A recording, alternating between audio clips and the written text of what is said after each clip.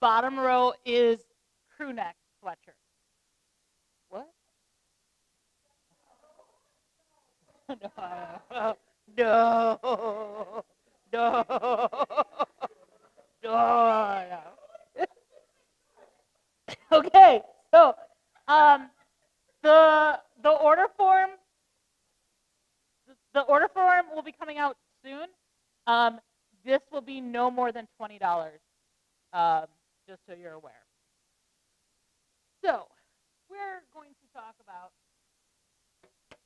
something. So with the end of the year coming, I've been thinking about a few things. First, I've been thinking about how holidays are coming up. When I say holidays, what emotions do you feel? Was that more of an ah or a ha? Ah, okay. Panic. What other emotions? Stress, right? Excitement. That's dumb. So holidays can mean more time with who? With family. No. You should spend time with Jesus all the time. And spending time with family can be what? Frustrating. It's important, but it's frustrating at times. It's stressful, right? We may have to spend some time with family that we don't like, too. There may be some fights, and also there may be things that we need to let go of at this time. Secondly, I've been thinking about the fact that New Year's is coming around, right? One phrase that tends to stick out about New Year's is New Year, New Me, right? And it usually brings on what? New Year's what? Yes, resolutions, right? Like, I'm going to go to the gym more. I'm going to eat healthier. I'm going to get better grades. I'm going to go to bed at good time. But I think when we hear New Year's resolutions, we're like, think of it as a negative thing. Because a lot of times people give up on those things, right? And you may be wondering, why the heck are we talking about this in November? But here's the reason. I think any time is a good time to have a clean slate, not just New Year's. A lot can happen to us in a year. Some good things, some bad things, right? But what do we tend to cling more to, the good or the bad? The bad, right? Lots of change happens in our lives, right? Some of you may be applying to colleges. You may not get into those colleges. Or you know someone who's sick or close to dying. Or maybe your friends have left you feeling all alone. Or maybe you have health stuff going on. Or your siblings have hurt you.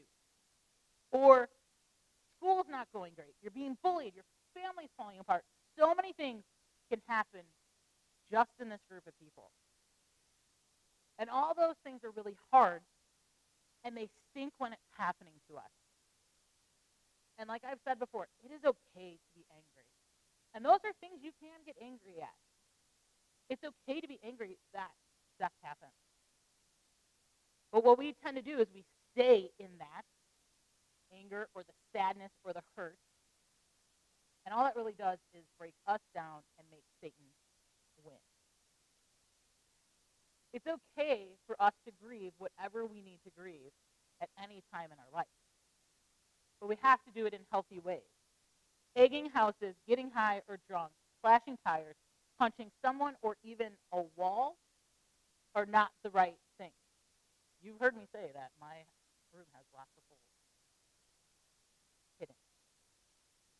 Those aren't healthy, and they don't heal you. So how many of you have heard of that second phrase? Let go and let God. You ever heard of that? And wondered, what the heck does that mean? Okay, so we're going to kind of talk about this. Letting go is probably one of the hardest things for us to do, right? No matter what it is. If it's letting go of a friend, a loved one, or just saying goodbye, letting go is not easy. But we have to trust that God has something better for us when we let go. Letting go of a relationship or fears or past mistakes, guilt, slander, anger, whatever it is, regrets, worry, is easier when we realize that God is in control of these situations.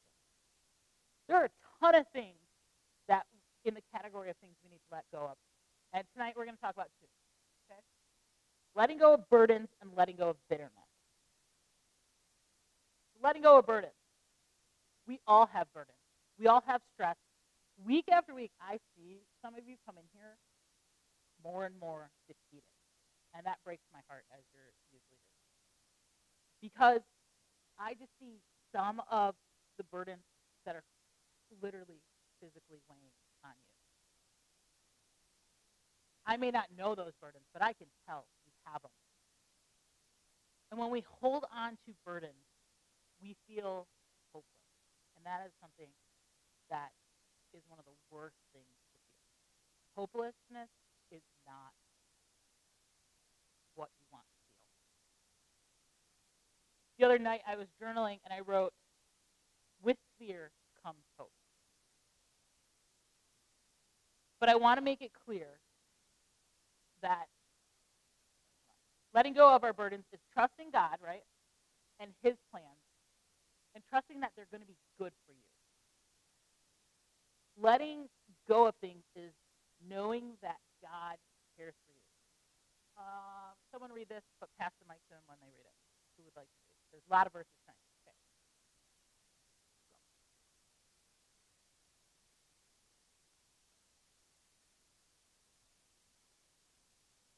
Thank you. So we have these burdens. We don't choose them, right? Do you choose death upon someone? No? Some of you? Well, don't do that. Let me use a different example. Do you choose that your friend lies to you? No, we don't choose those things, right? It's life. It happens to us. You know, I don't think any of us want to hear, hey, my aunt got cancer. That's awesome, right? No, that just happens. It's life. And here's the thing. You don't have to carry these burdens on your own. Someone read this verse. Jenna, your turn. You're holding the mic.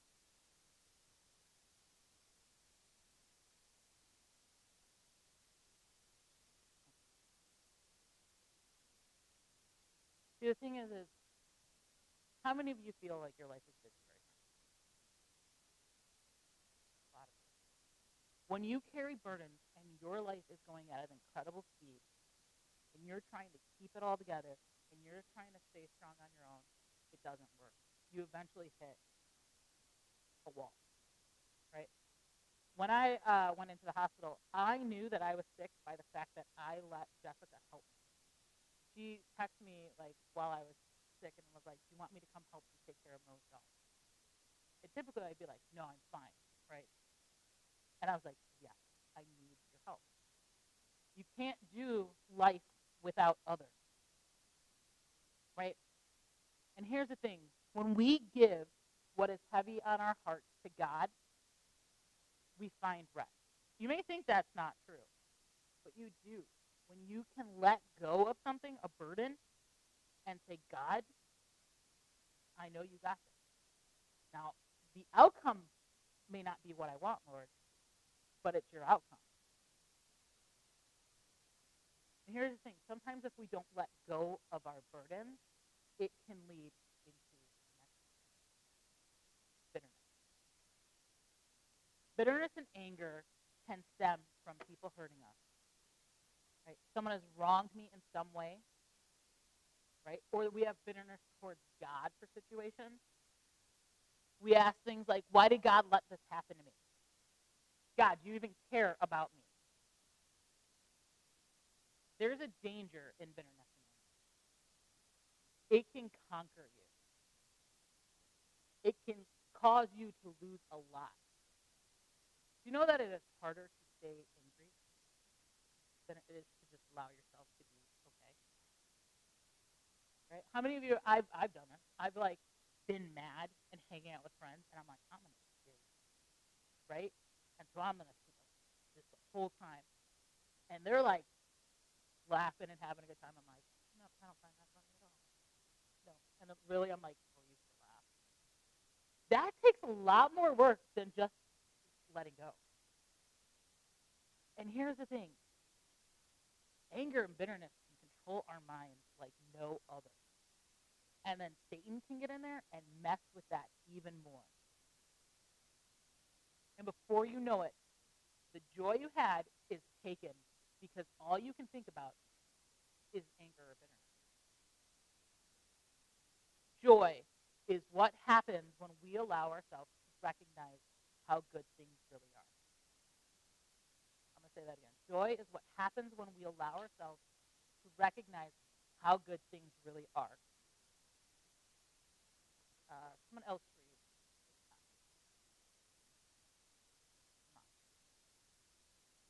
Okay, Nita. You get the next one. No, you got to use that. Sorry. It is for the...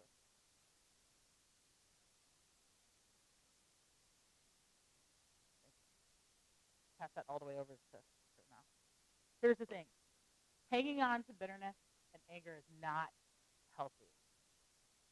And I'm not asking you to pretend like you're not hurt or you're not angry. I'm not saying that.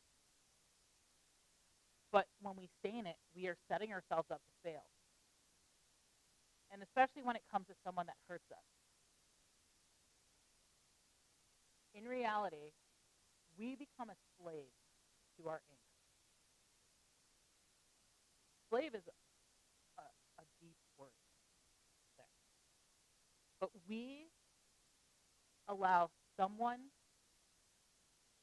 to do something to us, and then that takes over our life. It rules us. How slaves were ruled.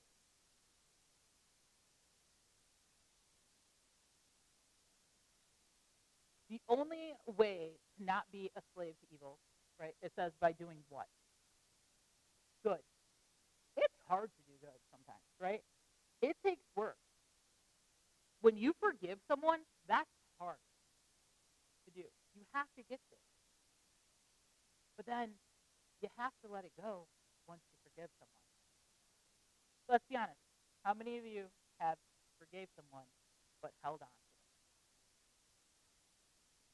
them? Yeah.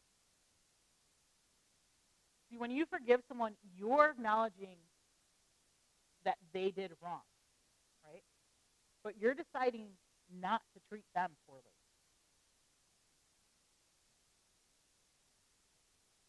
Go ahead and read this passage.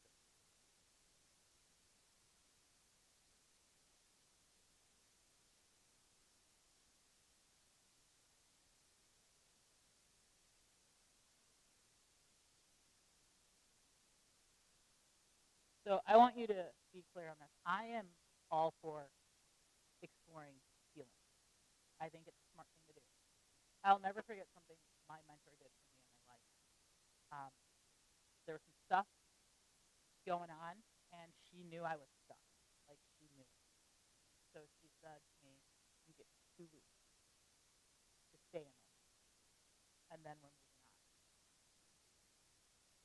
That was one of the greatest things she did for me. Because she allowed and validated my feelings. But then she said, okay, but now it's time we move on from this. When you're feeling anger, explore that, right? But do it in a healthy way. Healthy is going to look different for all of us. It could be journaling. It could be praying. It could be listening to music. It could be going to someone and just talking to them for wisdom. So we've talked about this letting go, but now how do we do this let God? I believe that if you let go of burdens, bitterness, and here's the thing. One thing I didn't touch on that is a third important thing is letting go of sin. Okay? Really fast on sin. Burden leads bitterness. Bitterness leads. Because we could go about handling how we're feeling in not good ways, right? And so when you need to believe that after you let go of it, there's some stuff now that God has to do in you. Okay? God is saying, hey, your job now is just show up. I'm going to work on this now. Right? And here's the things that we need to let God do. Let God care for you. Let God guide you. Let God transform you. Okay? Let God care for you. Just because you you choose to let go doesn't mean that you're not still hurting. I get that. But this is where you let God care for you. And we think, can it really be that simple? And it can be. Yes. You need to know that God's got you. God has that under control. Not only does he have you, but he's all you need in this situation. We think at times that because bad things happen in our life, God doesn't care about us. Here's the thing. God didn't make you fail your class, right? God didn't make your significant other hurt you. God didn't make humans go into it. Those things happen because of us. And God's sitting there in the background screaming, look at me. I got you. I'm what you need. Someone else. A lot of sleep.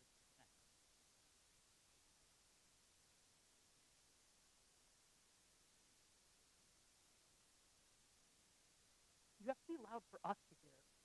Go, just say it.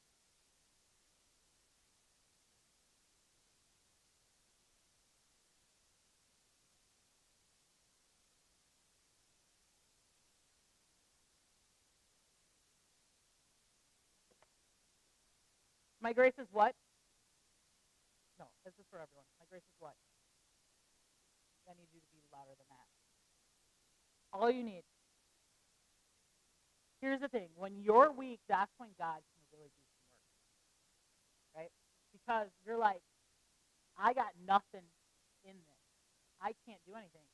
And that's when God can sometimes show up and be like, haha, I told you. I'm real. So how do we actually allow God to care for us? A verse in Matthew basically says this, in a sense. Have you prayed about it as much as you have talked about it? Now, yes, God is all-knowing, right? He also wants you to come to him, to talk to him, to be in prayer about things. Because that's when he can care for you, right? We talked about this a couple weeks ago about how we need a spotter, right? God's a spotter for us, right? And when the weight is down here, we tend to go, help, help, help, help, help, right?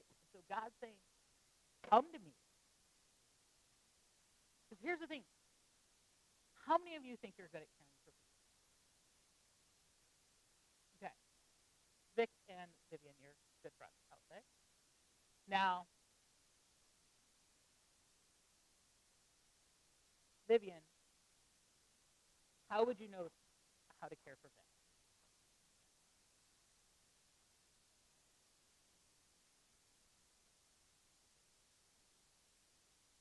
Would Vic tell you things?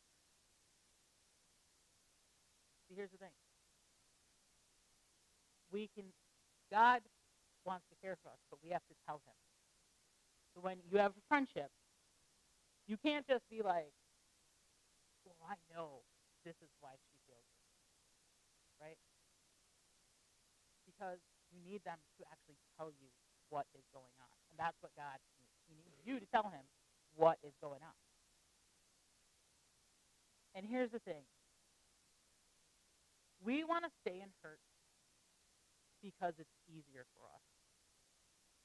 And it's easier for us to believe that God doesn't care than it is to believe that he does care. Because he's not a physical thing in front of us. And I think that we think God does not care about us because he doesn't answer our prayers on our timeline. He answers prayers on his timeline. Caleb, will you read this passage?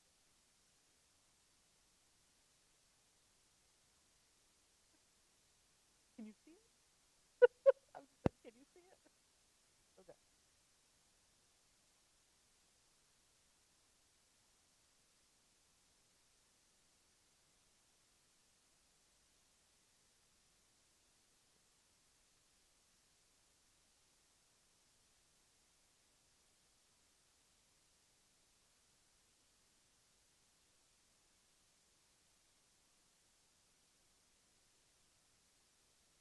everyone is going to yell at Zach, Ty, and Megan for playing at my wine. This leads us into the next one. Let God guide you.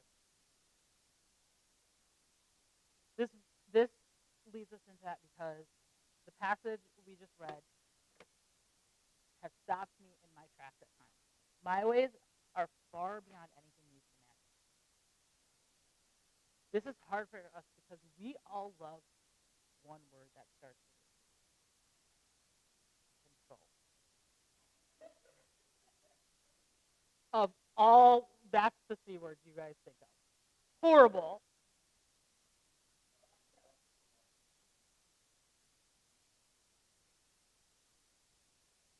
How many of you like control? Let's bring it back to that. How many like, yep. Oh, yeah, I see that. Right? We like control. We want to believe that we have control in our life. Right? And on the small things, we do have control. Like, what am I going to eat today? Right? You have control of that. But those bigger things, those God things, we have no control. And it can be a strange feeling to move ahead with God when we can't see very far ahead. 2 Corinthians says, so we fix our eyes not only on what is seen, but on what is unseen. Since what is seen is temporary, but what is unseen is eternal. We like immediate fixes, right?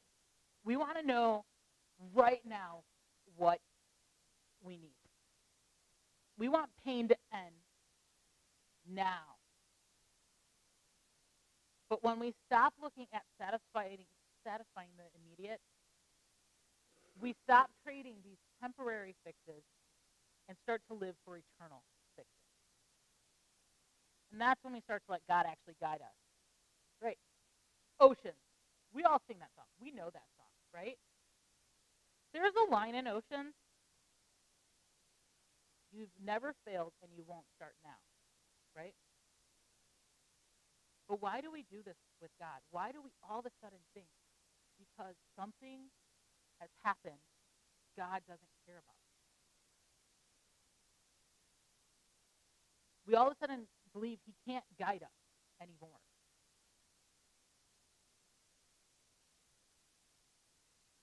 When you order something new, let's say that you have to put together, right?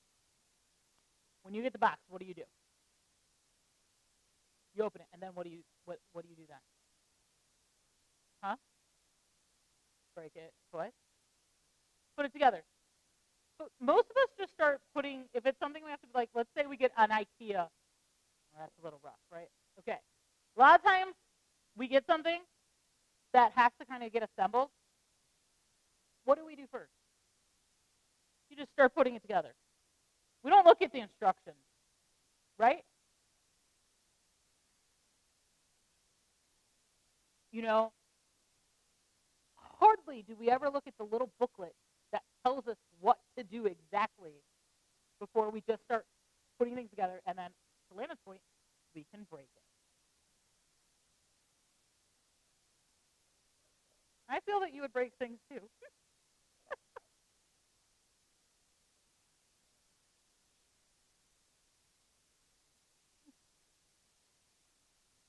Did you look at the instructions? Good job. Landon looked at the instructions. So here's how this translates to life, right? All of a sudden, life gets hard, right, for us. And what do? Right? Oh my gosh, God, you have like totally turned your back on me. Let me just mess around and do whatever I think to fix me. I'm going to turn to drugs. I'm going to turn to bad things. I'm going to turn to disrespecting my parents. Right? I'm going to turn to bitterness. We mess around, right? And the whole time, we have an instruction manual that we hardly pick up. The Bible. The Bible. Oh, the Bib. The Bible. The holy word of God. Most of the time, our Bibles collect dust rather than get used.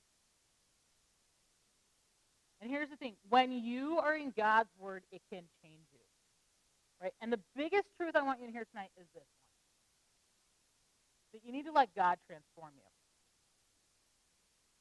We've talked about the fact that in the Bible, every person that encountered God was changed. When you encounter God, when you encounter God, you're changed. Think about the mission trip. Think about winter retreats, past retreats you've been on, right? After those, how do you feel? Good. After, if you would be not talking and paying attention, that's for the whole world. I didn't even say your name, Landon. You feel Jesus. You feel a high, right? How many of you have ever felt a retreat high or a mission trip high? Okay. Right? Because on those, we meet Jesus in a different way. How would you explain the word transform?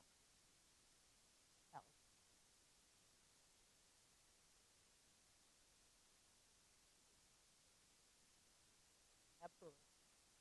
Make dramatic change in the form. A dramatic change is what's called for our lives when we need to let go and let God. Right? Who has a story? Jenna, read this one.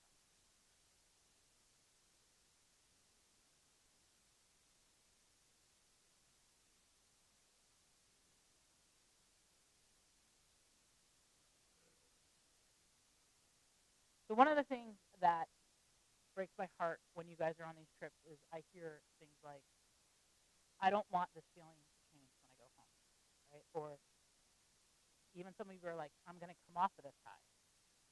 Or you wait for the retreat to get on that God high. But here's the thing, you don't have to do that. You don't have to go back to your old ways. You don't have to hold on to anger or bitterness. You can choose to let it go and let God truly transform you. And there's times where we slip up, and that's okay, right? There are times where we have to restart something. And it's okay, because I've always said, your mistakes do not define you. A lot of you have seen, I've shown it a bunch of times, the Everything Skit video, right? The one where everyone cries after we watch it. Anyone know what I'm talking about? Jenna, you know what I'm talking about? Yeah, okay, so hold on. So, I'm not going to show it tonight because it's a long video. You've all seen it. We've watched it on many, huh? You guys can watch it in small groups.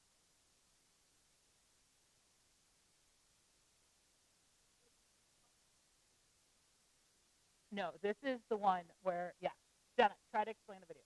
So, well, it starts off with God, right? And he's creating things, right? And then this girl comes in, right? And does anyone remember what happens next? Yeah.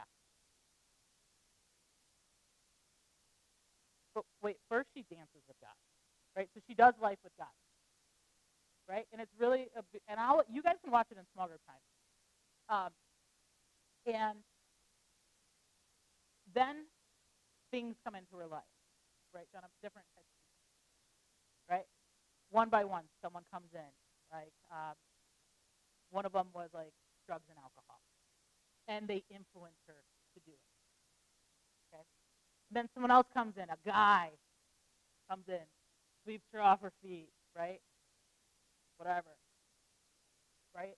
Then next comes in someone's money, greed. Okay. Then someone comes in like in fashion and gets the girl to like vomit and stuff. And then comes this dark figure, right? And they have a gun, right? And they put the gun in the girl's hand.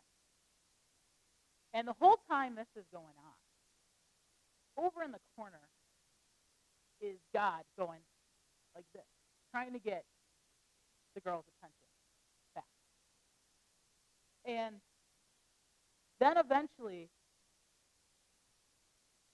she's standing there with the gun, ready to kill herself. and then she drops it and starts to run towards God. Does anyone remember what happens then as she's running towards God? All those people start to beat down on her, like the world beats down on us. And they're beating her, and she is still trying to run her heart to God, right? And the whole time, God is doing this and trying to pull her back. And then eventually, God comes in and takes all the beating for her and then actually conquers it. You see, when you realize what Christ has done for you, you see transformation. When you see that Jesus took a terrible death for you, like dying on the cross, you can see how that needs to transform. And in that song, a line of it says, "And how can I stand here with you and not be moved by you?" And at the end, Jesus picks her up, dusts her off, and starts dancing with her again, saying, "I've always been here. This is the relationship I want. And how can I stand here and not be moved by you?" So many things the Lord has done for your life. And a lot of times, we stand there and we're not moved by it. See, when you allow yourself to let go, and you allow yourself to be transformed by God, there isn't anything better than that. So, Zach, I'm going to actually have you end the live now.